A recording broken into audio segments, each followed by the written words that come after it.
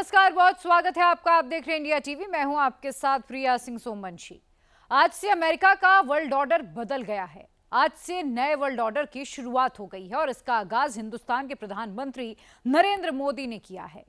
चीन में वो हुआ जिसके बारे में ट्रंप ने कभी सोचा भी नहीं होगा। आज चीन में वो हुआ जिससे सबसे ज्यादा पाकिस्तान डरता है। शी जिनपिंग ने भारत से दोस्ती का हाथ बढ़ाया। जिनपिंग ने कहा कि भारत चीन को दोस्त और अच्छा पड़ोसी होना चाहिए। मोदी ने जिनपिंग के सामने आतंकवाद का मुद्दा उठाया। मोदी ने कहा कि आतंकवाद के खिलाफ चीन भारत को एक साथ आना चाहिए। मोदी ने जिनपिंग को भारत आने का न्योता भी दे दिया है और अगले साल जिनपिंग हिंदुस्तान आ सकते हैं। जब से मोदी और जिनपिंग मिले हैं तब से आसिम मुनीर सदमे में हैं। पाकिस्तान में चीन वाली कमेंट्री बंद हो गई है। टैरिफ वाला ट्रंप कार्ड उल्टा पड़ गया है। इंटरनेशनल न्यूज हेडलाइन में नरेंद्र मोदी सबसे ऊपर हैं। इस तस्वीर को व्हाइट हाउस में जरूर देखा जा रहा होगा। ट्रंप के ओवल ऑफिस में मोदी और जिनपिंग की मुलाकात को डिकोड किया जा रहा है। डोनाल्ड ट्रंप को मोदी और जिनपिंग की यह मीटिंग बहुत चुभ रही होगी। यह दुनिया का वर्ल्ड ऑर्डर बदलने की शुरुआत है, जिसका शंखनाद मोदी और जिनपिंग के हाथ मिलने के साथ हो गया। हिंदुस्तान के प्रधानमंत्री नरेंद्र मोदी और चीन के राष्ट्रपति शी जिनपिंग का मिलना अमेरिका की दुनिया की सबसे बड़ी हेडलाइन है। यह दुनिया के सबसे बड़े न्यूज़पेपर की सबसे बड़ी हेडलाइन है। मुलाकात मोदी और जिनपिंग की हुई, लेकिन इन हेडलाइंस में ट्रंप का जिक्र भी है। ट्रंप जिन देशों को एकदम अलग करना चाहते थे, वो अब और करीब आ रहे हैं। यूं तो चीन के तियानजिन शहर में दुनिया के बड़े बड़े दिग्गजों का जमावड़ा है, लेकिन बात किसी की हो रही है तो वो है प्रधानमंत्री नरेंद्र मोदी। चीनी मीडिया भी यहां उनकी इस विजिट को लेकर काफी उत्सुक दिखा। इससे पहले साल 2018 में प्रधानमंत्री नरेंद्र मोदी चीन के वुहान शहर में आए थे और पिछले 7 सालों में उनकी कोई विजिट चीन में नहीं हुई। लेकिन आज जब प्रधानमंत्री नरेंद्र मोदी की चीन के राष्ट्रपति शी जिनपिंग के साथ द्विपक्षीय वार्ता हुई और जब दोनों नेता मिलकर इस मीटिंग के बाद बाहर आए तो उनकी बॉडी लैंग्वेज साफ कह रही थी कि वर्ल्ड ऑर्डर बदलने में ये दोनों शख्सियत एक अहम भूमिका निभाएंगे। आज की द्विपक्षीय वार्ता में दोनों ही देशों ने मल्टीपोलर वर्ल्ड और मल्टीपोलर एशिया को लेकर के बातचीत की।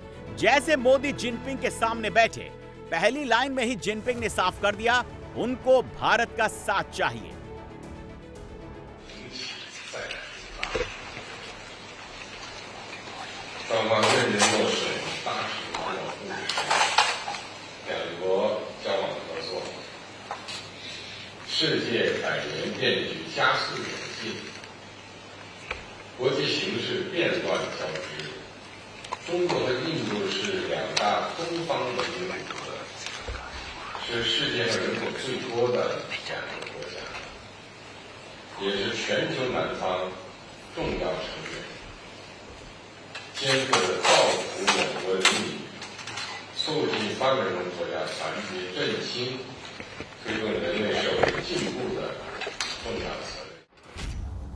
जिनपिंग के 3 शब्दों पर सबसे ज्यादा गौर करिए।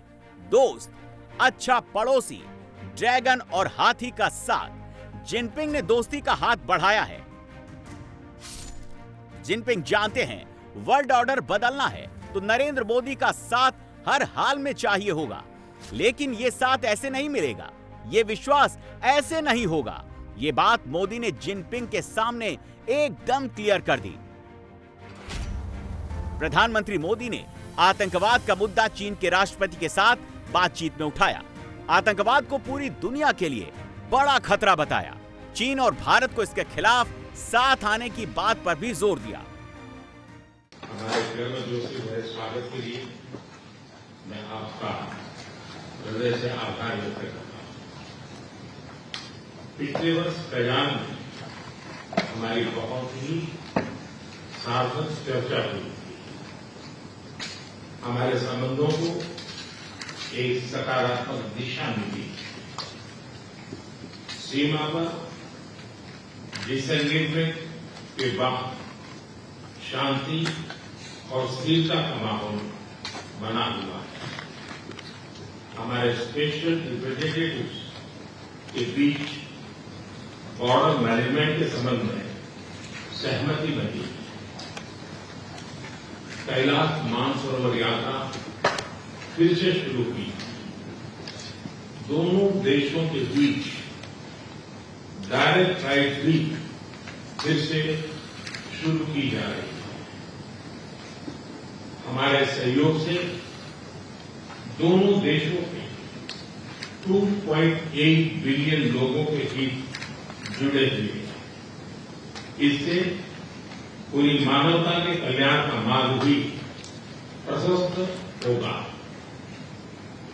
परस्पर विश्वास, सम्मान और संवेदनशीलता के आधार पर हम अपने संबंधों को आगे बढ़ाने के लिए प्रतिबद्ध है। एथेंस चीन द्वारा एचसीओ की सफल अध्यक्षता के लिए मैं आपको बहुत बहुत बधाई देता हूं। एक बार फिर चीन यात्रा के निमंत्रण के लिए और आज की हमारी बैठक के लिए आपका हार्दिक धन्यवाद। शी जिनपिंग अपनी पूरी टीम के साथ मीटिंग करने आए थे। विदेश मंत्री, सुरक्षा सलाहकार सब मौजूद थे। मोदी भी अपनी टीम के साथ थे। 7 साल के बाद नरेंद्र मोदी चीन गए हैं। 7 साल के बाद चीन में जिनपिंग से बात हो रही है और यह बहुत खास है। चीन का भविष्य, हिंदुस्तान का भविष्य, ट्रंप का भविष्य इस बैठक पर निर्भर करता है। नरेंद्र मोदी और शी जिनपिंग की मुलाकात बाद अमेरिका के लिए किसी हार से कम नहीं है। पूर्व अमेरिकी राजदूत माइकल मैकफॉल तो इस मीटिंग को ट्रंप प्रशासन की शिकस्त बता रहे हैं। आखिर ट्रंप ने मोदी को इतना अलग कैसे कर दिया? अब वो तानाशाह शी जिनपिंग और पुतिन के साथ शिखर सम्मेलन में भाग ले रहे हैं। अभी पिछले साल ही तो चीन और भारत एक दूसरे से युद्ध की स्थिति में थे। ट्रंप और उनकी टीम कूटनीति में बिल्कुल ही नाकाम है। डोनाल्ड ट्रंप को लगता था वो जिसको चाहेंगे उसको ऑर्डर देंगे और सिर झुकाकर उनका आदेश वो मानेगा। उन्होंने ऐसा कई देशों के साथ किया, किसी ने विरोध नहीं किया। जिन्होंने विरोध करने की कोशिश की तो ट्रंप ने बदला लिया और अपनी बात मनवा ली। इस लिस्ट में पाकिस्तान का नाम भी शामिल है, जिसकी ट्रंप के सामने ना बोलने की हिम्मत नहीं है। ट्रंप पाकिस्तान के जिस जगह पर उंगली रखेंगे, मुनीर वो हिस्सा खुशी खुशी ट्रंप को दे देगा। पाकिस्तान हिंदुस्तान से जितना जलता हो, चिढ़ता हो, लेकिन वो एक बात भी मानता है, नरेंद्र मोदी को झुका पाना ट्रंप के बस की बात नहीं है।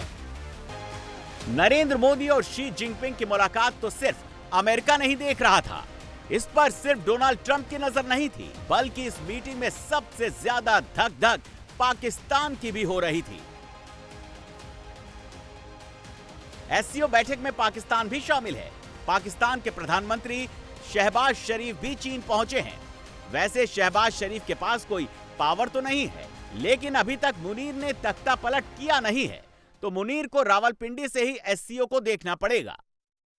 शहबाज शरीफ को लगा था वो चीन जाएंगे तो जिनपिंग उनको मोदी के बराबर रखेंगे, मोदी जैसा वेलकम मिलेगा। लेकिन उनके साथ क्या हुआ, ये पाकिस्तानी खुद बता रहे हैं।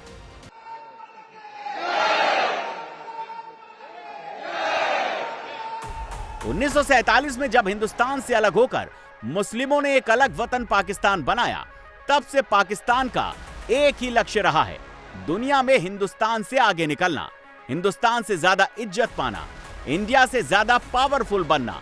फिलहाल पाकिस्तान ख्याली पुलाव बनाने में इंडिया से बहुत आगे है और हमेशा आगे रहेगा। शहबाज के जिनपिंग से मिलने से न तो वर्ल्ड ऑर्डर बदलेगा, न ट्रंप को कोई फर्क पड़ेगा, न जिनपिंग को कोई फायदा होगा। न चाइनीज मीडिया को पाकिस्तान के आने की खबर में कोई दिलचस्पी है, उसको फर्क पड़ता है तो नरेंद्र मोदी के फैसले से। अंजलि है, अंजलि इनका भारतीय नाम है। ये चाइनीज मूल की महिला हैं, लेकिन हिंदी भाषा में काम करती हैं। चीन में, भारत में इन्होंने पढ़ाई भी की। अब इनसे ज़रा जानते हैं कि कैसे चाइना की तरफ से या चीन कैसे इस मीटिंग को और या जो ये रिश्तों में एक रीसेटिंग या रीअलाइनमेंट की बात हो रही है उसको कैसे देखते हैं। देखिए, ये तो मोदी जी के 7 सालों बाद फिर एक बार चीन की यात्रा की। ये तो हमारे चीन भारत संबंध सुधार की शुरुआत का एक बहुत महत्वपूर्ण प्रतीक है। ये बहुत खुशी खबर है हमारे लिए। ये दिन हम बहुत लंबे समय तक इंतजार करते रहे हैं। तो आज सुबह शायद उन्होंने एक दूसरे से भेंट हुई थी। लेकिन चीन भारत तो बहुत महत्वपूर्ण पड़ोसी देश है।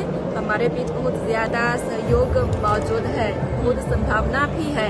तो हमारी ये एकता और सहयोग हमारी अनिवार्य चुनाव होगा।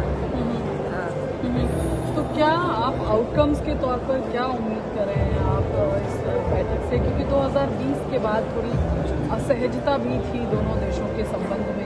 अब 2025 में क्या आपको लगता है एक नई शुरुआत हो रही है? जी, जैसे आजकल बहुत ज़्यादा अच्छी खबर भी आ रही है कि अभी तो भारतीय सरकार चीनी पर्यटकों के लिए पर्यटक वीसा खोला और हमारा सिटी उड़ी भी शुरू होने वाला है। और मोदी जी से यहाँ आ गए तो शायद वे भी कुछ खुशी खबर लेकर आते हैं। तो हमारा मौका फिर आ गया है। तो मैं उम्मीद करती हूँ मैं भी जल्दी से भारत जा सकती हूँ।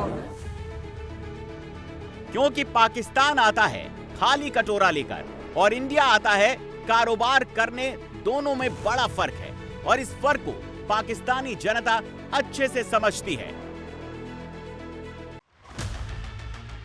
पाकिस्तान की गद्दी पर बैठने के बाद आसिम मुनीर 2 बार चीन गया, लेकिन जिनपिंग से मिलने का मौका एक बार मिला। मुनीर या शहबाज, जब भी पाकिस्तान से कोई चीन आया है तो उसको भिखारी की तरह देखा गया। कभी जिनपिंग ने दोस्त नहीं माना। जब से जिनपिंग ने मोदी के सामने दोस्ती वाली पेशकश रखी है, तब से पाकिस्तान बहुत बड़े सदमे में है। पाकिस्तान के लाउडस्पीकर का वॉल्यूम डाउन हो गया है। ये तस्वीरें पाकिस्तान के लिए 1000 वोल्ट से अधिक झटके वाली हैं।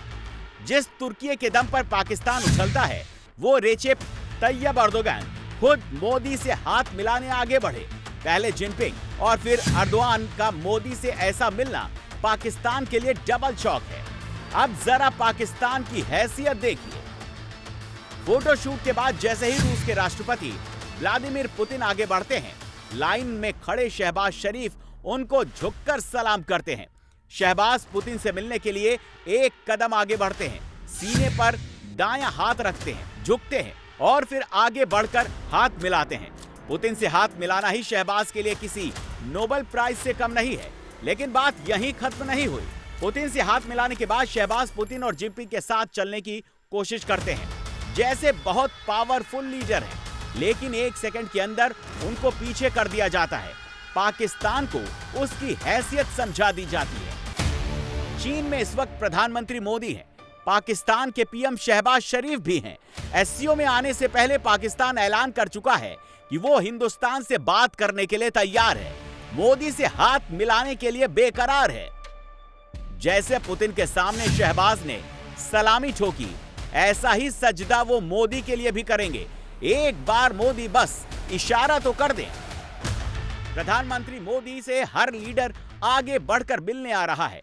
बेलारूस और भारत की दोस्ती एक बार फिर दुनिया के सामने आ गई। आज एक तस्वीर ने अमेरिका को बेचैन कर दिया, पाकिस्तान की नींद उड़ा दी। अभी तो एससीओ का पहला दिन है। पहले दिन जिनपिंग के साथ 55 मिनट की मीटिंग हुई। दूसरे दिन ट्रंप को एक और झटका लगेगा। मोदी और पुतिन की मुलाकात होने वाली है। मोदी और पुतिन मिलेंगे तो ट्रंप से लेकर पूरा यूरोप उसको देखेगा। ये मीटिंग यूक्रेन जंग का मुकद्दर तय करेगी। ये बात ज़ेलेंस्की भी जानते हैं। तभी इस मीटिंग से पहले उन्होंने मोदी को फोन करके गुजारिश की है, जो काम ट्रंप नहीं कर सके वो मोदी कर सकते हैं। जिस फोटो फ्रेम का सेंटर पॉइंट ट्रंप बनना चाहते थे, जिस तरह से जिनपिंग और पुतिन से ट्रंप मिलना चाहते थे, वो सब कुछ नरेंद्र मोदी कर रहे हैं। वर्ल्ड ऑर्डर में अब किसी एक का ऑर्डर नहीं चलेगा, ये बात एकदम क्लियर है। देश के पहाड़ी राज्यों में बादल फटने से त्राहिमाम मचा हुआ है। जम्मू के रामबन में खौफनाक धमाका हुआ, फिर पहाड़ को फाड़ता हुआ सैलाब आया। एक प्राइमरी स्कूल और गांव का बड़ा हिस्सा बह गया। कई लोग मलबे में दब गए। उत्तराखंड में भी दर्जन भर से ज्यादा जगहों पर पहाड़ टूटे और सड़क पर तबाही मच गई। उत्तरकाशी का सियानचट्टी शहर बाढ़ में डूब गया। पंजाब के 1008 गांव भयंकर बाढ़ की चपेट में हैं और इंदौर में ऐसी मूसलाधार बारिश हुई जिसके चलते घर के सामने खड़ी कार बह गई। तबाही की एक एक तस्वीर आप देखिए इस रिपोर्ट में।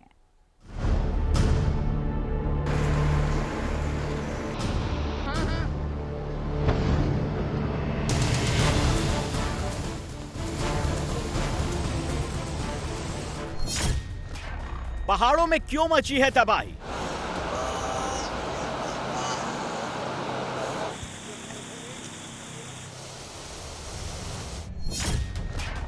क्यों बार बार फट रहे हैं बादल?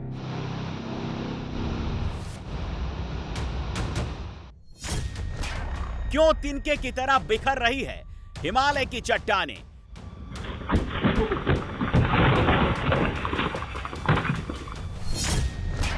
क्यों पहाड़ों में बसे शहर डूब रहे हैं?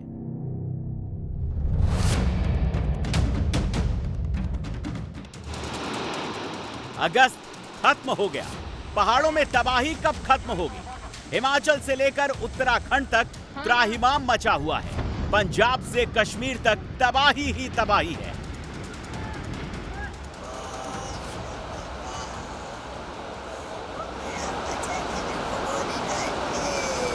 मन में एक सवाल है, तबाही का यह सिलसिला कहां जाकर थमेगा?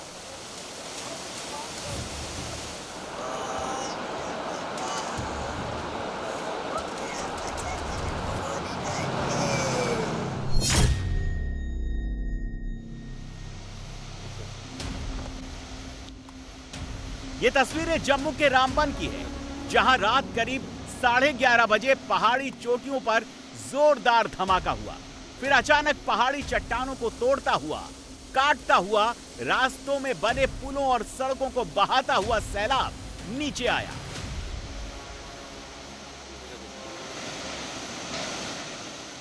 रामबन की कुमेत पंचायत में प्राइमरी स्कूल नतना का नामो निशान मिट गया। 40-50 घर बादल फटने के बाद आए सैलाब में बह गए। 4 लोगों को जान से हाथ धोना पड़ा, एक अब भी लापता है। ये 11:30 बजे कल रात का वाक़ा है कि यहाँ ज़ोरदार बारिश हुई, आंधी चली। उसके बाद एक आवाज़ सी, काफ़ी खौफनाक आवाज़ हुई।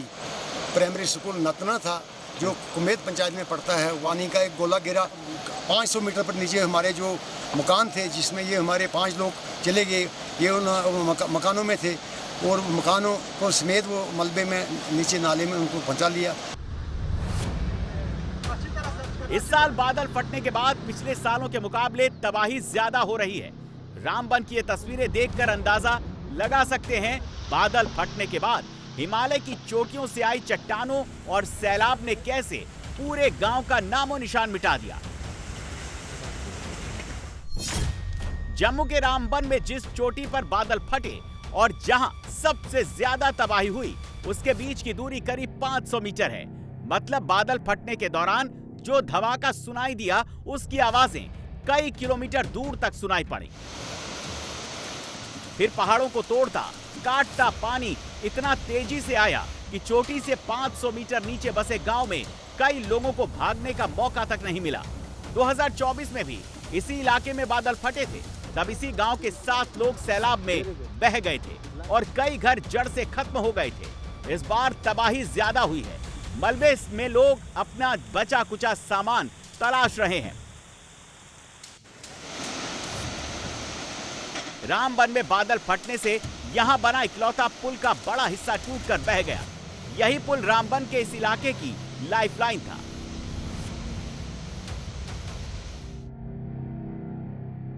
पुल की मरम्मत का काम शुरू हो चुका है, लेकिन अभी भी रामबन और उसके आसपास पहाड़ी चोटियों में घने बादल छाए हुए हैं। तेज बारिश का सिलसिला चल रहा है, जिससे नाले में पानी अब भी बहुत तेजी से बह रहा है। ऐसे में पुल को जल्दी बनाना बहुत बड़ा चैलेंज है। आज जो ये बादल फटने से तकरीबन 40-50 मकान जो है वो गिर गए हैं और 5 आदमियों की मौत हो गई है। अब स्कूली बच्चे और गांव गाड़ियां सब ही इस रोड में बंद हो गई और ये नाला इतना भयंकर नजर आ रहा है कि इसकी कोई हद नहीं है और न ही इसको कोई देख सकता है। बादल जब पहाड़ों के शिखर पर फटते हैं तो तबाही सिर्फ पहाड़ों में नहीं होती, उसका असर कई किलोमीटर दूर तक होता है। ये तस्वीरें जम्मू के गुज्जर कॉलोनी की हैं। पहाड़ों पर बादल फटे, अचानक तूफानी रफ्तार से नाले में बहता हुआ पानी कॉलोनी के अंदर घुस आया। लोगों को कुदरत ने 10 सेकंड का भी मौका नहीं दिया कि वो पानी से जान बचाकर बाहर निकल पाए।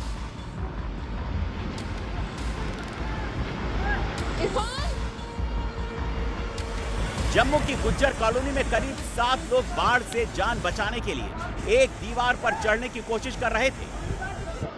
उन्हें अंदाजा नहीं था कि पानी की रफ्तार इतनी ज्यादा तेज है कि जिसे दीवार भी नहीं रोक पाएगी। लोग दीवार फांदकर दूसरी तरफ जा पाते उससे पहले ही पानी की करंट ने दीवार ढहा दी।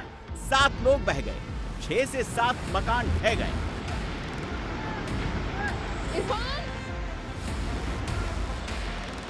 ये तस्वीरें जम्मू सिटी के उस हिस्से की है जो तवी नदी के किनारे आबाद था। कंक्रीट की बनी इन कोठियों को पानी की करंट में इस तरह खंड खंड किया जैसे सैकड़ों बुलडोजर एक साथ चले हों। इससे अंदाजा लगाइए तवी नदी में पानी का करंट कितना तेज रहा होगा। जो मकान नदी के 500 मीटर दूर थे वो भी पानी के बहाव में तबाह हो गए। दीवारों में मोटी मोटी दरारें आ गई जैसे कोई जलजला आया हो। ये लग्जरी बसें तवी नदी के किनारे नहीं, जम्मू के एक मेन रोड पर पार थी। तवी नदी में बाढ़ आई तो इन बसों को कहीं ले जाने का मौका नहीं मिला। फिर जो हुआ उसका अंदाजा इन बसों का हाल देखकर खुद लगाया जा सकता है।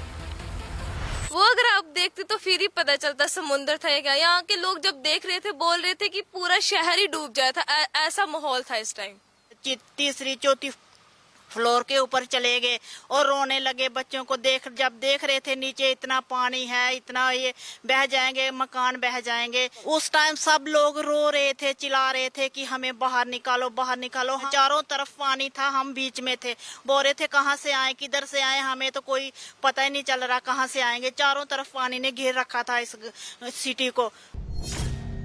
सिर्फ अगस्त महीने में जम्मू कश्मीर और लद्दाख में 26 बार बादल फटे हैं। 9 बार बड़े भूस्खलन की घटनाएं हुई। 126 से ज्यादा लोग बादल फटने की घटनाओं में मारे गए। 100 से ज्यादा लोग अब भी लापता हैं।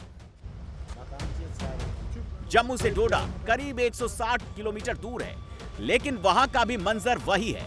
बादल फटने के बाद टूटी हुई चट्टानों की चपेट में आकर तहस नहस मकान और बर्बाद आशियाने। डोडा में बादल फटने के बाद 36 घंटे बाद भी बाढ़ का पानी बस्ती के भीतर बह रहा है। जो मकान जमींदोज होने से बच गए उनमें दरारें आ चुकी हैं। घरों में मलबा भर गया है।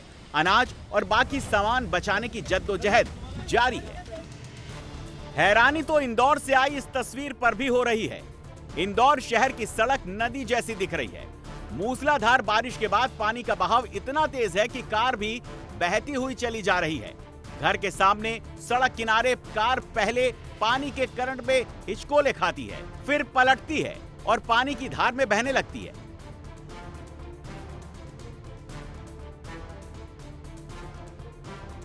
मध्य प्रदेश में भी अगस्त के आखिरी दिन मूसलाधार मौसम ने जनजीवन अस्त व्यस्त कर दिया है। ये खौफनाक तस्वीरें पंजाब के मनसा की हैं। बाढ़ बारिश की चपेट में आई एक दीवार वहां से गुजर रहे किसान पर गिर गई। दीवार के मलबे में दबने से किसान की दर्दनाक मौत हो गई।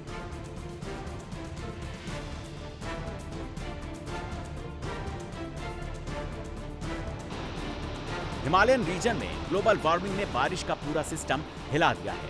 अब बादल फटने की घटनाएं भी ज्यादा हो रही हैं और तबाही भी कई गुना ज्यादा बढ़ गई है।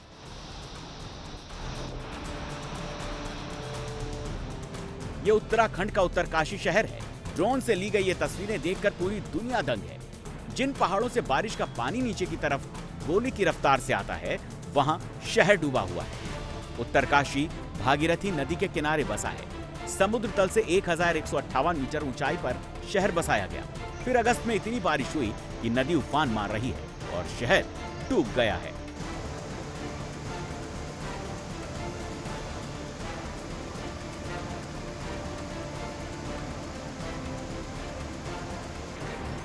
पहाड़ों पर बसे उत्तरकाशी शहर में बने मकानों की पहली मंजिल पर पानी भर गया है।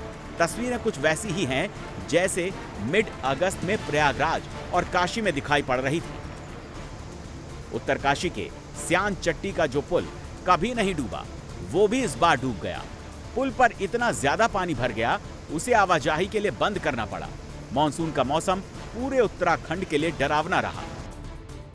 चमोली में जोशीमठ मलारी हाईवे पर बना पुल बाढ़ में बह गया। केदारनाथ को चमोली से जोड़ने वाला कुंड चमोली राष्ट्रीय राजमार्ग भी बैरागना के पास भूस्खलन के कारण बंद हो गया। बद्रीनाथ हाईवे भी लैंडस्लाइड और बादल फटने से बुरी तरह प्रभावित हुआ। इसमें पागल नाला, नंद्रप्रयाग, फनेर पानी, कमेड़ा और चटवा पीपल के पास रास्ता बंद हो चुका है। तमक नाले में बना पुल बह जाने से ज्योतिर्मठ मलारी पुल भी बह गया है। हिमालय के पहाड़ बादल फटने से हो रही मूसलाधार बारिश से लगातार टूट रहे हैं। ये तस्वीरें चमोली जिले की हैं, जहां हाईवे पर गाड़ियां चल रही हैं।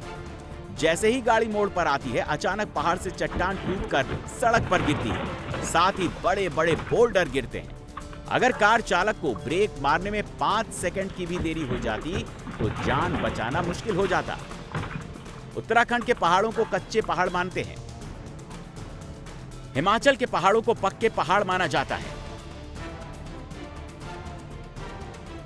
लेकिन हिमाचल प्रदेश में इस साल 42 बार बादल फटे, जो पिछले साल के मुकाबले 3 गुना ज्यादा है। लैंडस्लाइड की 86 घटनाएं हुई, जबकि 2024 में 46 घटनाएं हुई थी।